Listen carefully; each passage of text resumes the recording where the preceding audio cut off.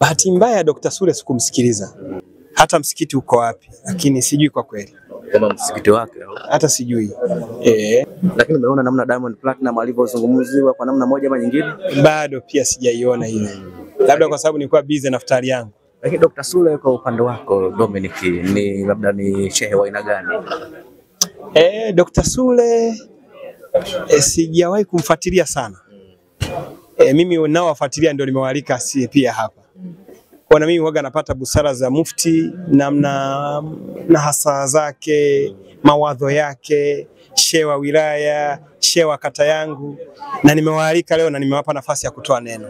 Kwa kwangu mimi kwa Dr. Sule sijawahi kubahatika. Sijui. This is Wayvani V Vanny Boy. Shout out to PTV Ausobana. Asante kwa kuichagua PTV Tanzania. Kwa wa kwanza kutazama video zetu kwa kubonyeza subscribe button nyekundu hapo chini ya screen yako, kisha bonyeza alama ya kengele itakayojitokeza. Hongera sana kwa kushughulisha siku ya leo. Asante sana. Labda kitu ambacho kimefanya mpaka umeamua kufanya tukio kama hili na umealika viongozi wakubwa wa kidini? Ni kawaida yangu. Kama maandiko yalivyosema, lazima tujitoe kwa wenzetu. Flower Foundation huwa kila mwaka huwa tunaweka kanuni kwa wenzetu Waislamu, tunafutulisha kila mwaka. Na najua nguvu ya kufutulisha. Kwa hiyo ndio maana nimeendelea kufanya. Na kama unasikia hii ni futari ya 5. Kwa hiyo miaka 5 mfululizo. Kabla sijawa na media na mpaka nimekuwa na media. Ndio. Miaka 5 unafutulisha. Ndio. Asante sana. Media yako inakuwa kwa kasi sana, kuna siri gani? Siri pia media wenzangu mnanisupport. Media wenzangu mnanisupport. Na support mnaonipa inanipa faraja kwa kweli. Kwa hiyo na pia kuwa na usubutu, kutokata tamaa. Ndio maana nimefika hapa. Na sio kwamba inakuwa bila mapigo. No. Kwa mfano nakumbuka nimepata license ya kuwa kwenye TV broadcast miaka 3 iliyopita, lakini hujaniona Azam, hujaniona Star Time. Sio kama staki. Kwa unaweza kuona napitia mambo mengi sana, lakini napambana inakuwa. Sawa. Ndio.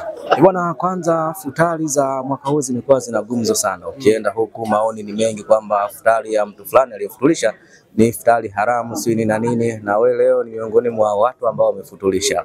Kwanza yale maoni ulikuwa unaonaje namna mashehe wanapozungumza kuhusu futari za mwaka huu?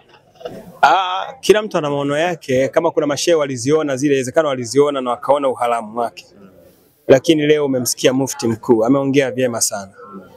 Na mufti mkuu sifikiri anaweza kaenda kila sehemu. Ina maana mpaka amefika hapa mufti mkuu wa Tanzania, ana vyanzo vyake vya uchunguzi, amefuatilia. Ile ni icon ya serikali nchi nzima. Ni sawasawa aje kardinali mkuu wa Tanzania. Kwa hiyo naamini hata yeye amesema hapa kwamba hawajakatazwa Waislamu kuja kwa Wakristo, ili mradi tu ile mtu anatenda jambo jema ambalo liko kwenye maandiko na iko wazi na ameitolea ufafanuzi hapa. Kwa hiyo ya kwetu inshallah tunamshukuru Mungu imekuwa ya baraka. Asante. Mheshimiwa, labda ningependa kuuliza, umesema huu ni mwaka wako wa 5 umekuwa ukifuturisha. Sasa ni kwa nini iftari hii ya mwaka 2025 uliifanya hapa na si pengine? Futari zote 4 nimezifanyia hapa. Nimeanzia futari ya kwanza nilialika watu wa kawaida sana. Na hata mandhari unavyoona ya leo na yale miaka 3 iliyopita, miaka 4 iliyopita, watu wengine walikuwa wanacheka. Nafikiri tulikuwa na katenti kamoja pale, wengine tulikaa juani. Kwa hiyo hii ni futari ya 5, lakini hapa ofisini ni ya 4. Na mufti amesema vyema sana. Mimi huwa napenda, sipendi kwenda, sio kwamba sina hela ya kwenda Kempiski, sio kwamba sina hela ya kwenda maukumbi ya gharama, sio kwamba sina hela ya kwenda, hapana. Ila natamani niwaitie watu hapa, nijumuike na jamii yangu, hata majirani zangu, ili tushare pamoja. Na ndio maana umeona nimemwita jirani yangu ambao kwa kifuturisha watu wafanya kazi wangu, na ametoa neno zuri sana kwamba subira na kukinaika. Kwa mimi nimefika hapa leo, nimeifanyia hapa ya kwangu kwa sababu tu kwanza ni nyumbani kwetu kama media, lakini ndio mazingira yake ilipo. Ndio maana napenda kuifanyia hapa. Yaani kwamba zile gharama ambazo ningezilipa watu wengine nimeweza kuzitoa. Kwa mfano leo nimetoa fursa pia kwa vijana wenzangu. Kwa mfano huyu We Plan, dada yangu Linda, ni kijana ambaye alikuwa amepambana, alikuwa nafikiri second runner Miss Tanzania, akatengeza kampuni yake miaka 2 iliyopita, na leo hii nimemwalika miaka iftari zote 3, lakini ya leo nimemwambia na wewe tafuta kitu ambacho unaweza kufanya, na ameleta, ndio amepamba, na amepamba vizuri kuliko hata watu wengine ambao tulikuwa tunawazania. Ni kijana mwenzangu, dada yangu Shilole ametulisha pale, kwa tungepeleka kwenye makumbi mengine au ya gharama tusingewapa hapa fursa, lakini leo nimetoa fursa kwa dada yangu Shilole na ameipata hiyo riziki. Kwa hiyo kufanyia hapa inatengeza fursa kwa watu wengine pia, badala ya kwenda kufanyia kwenye watu waliotosheka. Kwa hiyo nimefarijika sana. Ni wengi, kuna vijana wenzangu wamekuja hapa wengi sana. Kuna wengine kwa sababu kuna wajirani zangu wengine ukiangalia kuko na watu wa kawaida sana, wameletwa na bodaboda hapa. Lakini iftari zile zingine za kule huwezi kumwona mtu amepelekwa na bodaboda, au wengine wanakuja kwa mguu. Kwa hiyo iftari ya leo hapa, kule wapi kote unapaona hata ndugu yangu. Kwa hiyo tunashukuru sana. Okay, sawa. Na umejipangaje na maoni ya baadhi ya mashabiki na wadau mbalimbali kwamba bwana Dominic, kwa nini usingeenda labda kufuturisha watoto yatima na watu wenye uhitaji maalum? Tayari watoto yatima imefuturisha. Na ukiangalia hata kwenye vyombo vya habari utaona nimefuturisha watoto yatima Magomeni, watoto 500. Nimefuturisha watoto yatima wanaolelewa kwenye kituo cha Kristo kiko Kimara. Wapo watoto wengi sana, kuna wamama wametengeneza wanawasomesha wale watoto. Sikufuturisha tu, nitoa mpaka misaada, lakini kesho kutwa pia naenda kufuturisha watoto yatima. Yani ni kawaida yangu kwa kweli. Sawa. Nimefika hapa kwa sababu hiyo. Sawa. Namna Dr. Sule alivyomkosoa Diamond Platinum, unahisi labda Diamond Platinum labda alipata maumivu kiasi gani, ama alimtafakari vipi Dr. Sule kwa kile ambacho alizungumza? Bahati mbaya Dr. Sule sikumsikiliza na sikujua chochote alichoongea, kwa hiyo siwezi kucomment kwenye kitu ambacho sijasikiliza. Lakini umeona namna Diamond Platinum alivyozungumziwa kwa namna moja ama nyingine? Bado pia sijaiona hiyo. Labda kwa sababu nilikuwa busy na iftari yangu. Lakini Dr. Sule, kwa upande wako Dominic, ni labda ni shehe wa aina gani? Dr. Sule sijawahi kumfuatilia sana. Mimi unaowafuatilia ndio nimewalika si pia hapa.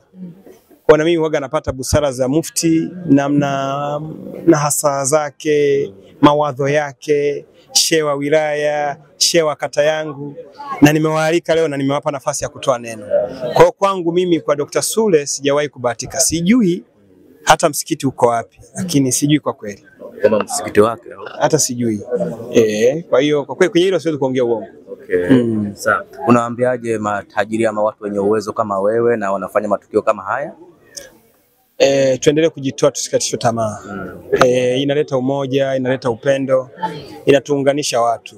Usikate tamaa kujitoa, kwa sababu dhamira yako unaijua mwenyewe. Kwa hiyo ukisikiliza ya watu utofika. Kelele nyingi huwa zinabadilisha mwelekeo. Okay. Kwa hiyo kwa mimi nimepigiwa kelele nyingi sana. Nashukuru ya kwangu haijawahi kusema ni haramu. Za kwangu siku zote nafikiri watu wote wanazipokea kwa upendo. Zimenyooka sana. Okay. Na mimi mwenyewe ukija hapa hata kama una maneno mabaya yanafutikia getini, kwa sababu nimepiga swala hapa zamana. Kabla haijafika nilijua kabisa hapa inawezekana wakaja watu wawili. Kwa nilimwambia Mwenyezi Mungu nisaidie, unajua matendo yangu kwenye jamii yangu. Nisaidie nipate watu, na watu wamekuja, tumefurahi pamoja. Inshallah, nashukuru Mungu. Uongozi vipi mwaka huu, tunaingia ama ndo tumekata tamaa kabisa ama tumeacha? Kwenye uongozi mimi ni kiongozi. Kwa sababu na uongozi, sasa hujaniambia uongozi wa namna gani? Tunaelekea mkurugenzi wa Furaha Media ni kiongozi. Mimi ni mwajiriwa wa umma. Okay. Ni kiongozi. Okay. Kiongozi sasa hivi na watoto, miaka 5 nilikuwa sina watoto, sasa hivi ninao. Okay. Ni baba, ni kiongozi. Okay. Kama kiongozi wa familia, si ndivyo? Nimelisema kwenye baadaye kwenye, lakini ndani ya chama kingine hapa ni kiongozi, tena kiongozi wa mkutano mkuu wa mwisho. Okay. Kwa hiyo kwenye chama nipo, kwenye biashara nipo, kwenye utumishi nipo, mtaani nipo, nyumbani nipo. Okay. Kwa hiyo uongozi upi? Ndoto yako ya kuwa mbunge bado iko pale pale? Hii niliopo nafikiri kuna uzaidi fulani. Ndugu yangu usinifikishe shoti. Bado muda ukifika, inshallah Mungu kama tunasubiri muda halali ambao umepangwa kwa sisi Chama cha Mapinduzi. Kuna muda halali baada ya bunge kukoma tarehe 29, hapo watatangaza namna kuchukua fomu. Mpaka saa hizi bado sijajua, lakini wakati wakitangaza inawezekana nikawa na nia hiyo. Siwezi kusema najipanga, ila nasubiri wakati ufanyeje, ufike. Hapo ndo nitajua sasa nimeshajipanga, nijipime au ikoje. Ndio. Neno la mwisho kwa Tanzania maana tunaelekea uchaguzi mkuu mwaka huu. Naombea amani.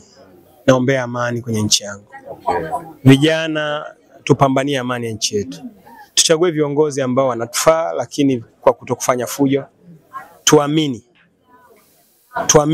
na tuamini mamlaka zilizopo. Yaani unajua vijana oga tuelewi, yani tunaona kama tunaonewa tu. Naambia vijana wenzangu, nawaomba sana kwa unyenyekevu.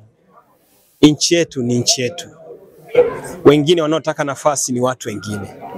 Tuipambanie nchi yetu kwa kuiombea amani. Naona Kongo, naona Sudani, na haya mataifa yanatamani na sisi tuingie kwenye mgogoro huo.